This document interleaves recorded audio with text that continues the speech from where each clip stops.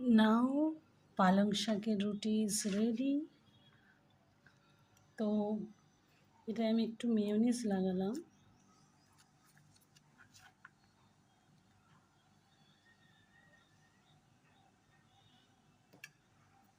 Next আমি কিছু চিকেনের টুকরো দিয়ে দেবো এখানে।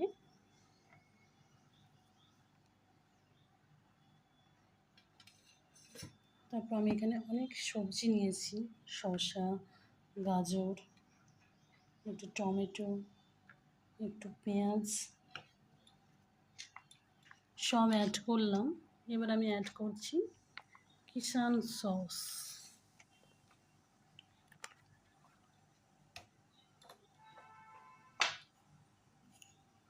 তারপর 1 চিমটি নুন দিলাম।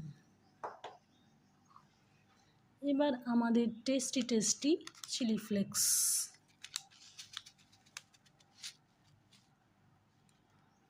নাও দেখতে পাচ্ছেন পুরো জিনিসটা তৈরি।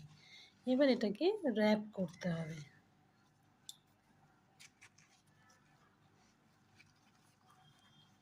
নাও বুরিটো ইজ রেডি। দেখতে কতটা সুন্দর হয়েছে, তাই না?